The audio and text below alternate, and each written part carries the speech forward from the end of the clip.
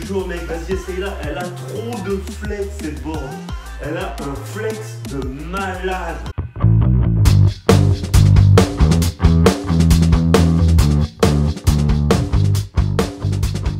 Que tu fasses du surf, du kitesurf, du ski, du snowboard, bref, toutes les glisses possibles, toutes les glisses qui utilisent une planche, tu as déjà entendu parler du flex. Flex par-ci, flex par-là, cette board elle a trop de flex, ouais mais il n'y a pas assez de flex, ouais mais pour moi il faut plus de flex, ouais mais c'est quoi le flex? Elle a un flex de malade. Salut Sébastien Labbé, tu es bien sûr LabTV pour ta dose quotidienne de beach lifestyle, beach culture. Aujourd'hui on parle du flex, cette notion technologique importante pour tous les sports de glisse. Comme je l'ai dit tout à l'heure, que tu pratiques, peu importe le sport de glisse, j'ai envie de dire, à partir du moment où tu es sur une planche, le flex intervient. Alors qu'est-ce que le flex et pourquoi on parle de flex? Quelle importance ça a? Alors le flex, eh bien tout simplement, c'est la capacité d'une planche à se tordre dans son axe longitudinal.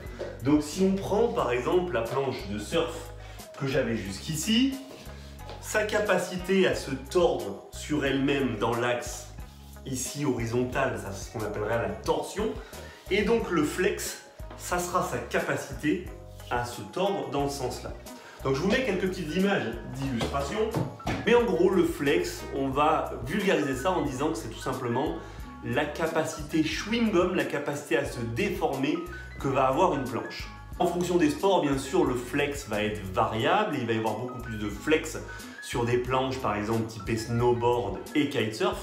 Et là, on en voit l'exemple avec cette vidéo sur une planche de kitesurf, que sur des planches de surf. Cela dit, même une planche de surf va avoir du flex. Alors concrètement, c'est bien, maintenant on sait ce que c'est que le flex, mais enfin, quel intérêt, j'ai envie de dire. À quoi ça nous sert d'avoir une planche qui a du flex ou qui n'en a pas? Eh bien tout simplement, le flex va donner, on va dire, le programme de la planche et va pouvoir permettre aux riders qui utilisent la planche eh bien d'avoir un flex adapté à ce qu'ils souhaitent faire. Donc le flex, c'est un des critères, j'ai même envie de dire, un des critères principaux dans votre choix de board, quel que soit votre sport. Plus la planche a du flex, plus elle est souple, plus elle va se déformer. Moins la planche a de flex, vous l'aurez compris, plus elle va être rigide et moins elle va se déformer. Quel que soit le sport, donc, plus une planche est flex, plus elle est souple, plus elle va être confortable et absorber les différentes aspérités de l'espace d'évolution. Donc pour le kitesurf, eh bien, une planche avec du flex va être plus confortable dans le clapot, dans les vagues, sur un plan d'eau défoncé. Sur du snowboard, sur des skis, eh bien, le flex va permettre d'absorber les irrégularités de la neige, de la descente, de la courbe, et donc va permettre une glisse plus en douceur. En surf, c'est la même chose, une vague clapoteuse, ça va permettre eh bien, d'absorber un petit peu ce clapot et de rendre le ride, la glisse, plus douce. Oui, mais alors, dans ces cas-là, il ne faut que des planches avec du flex.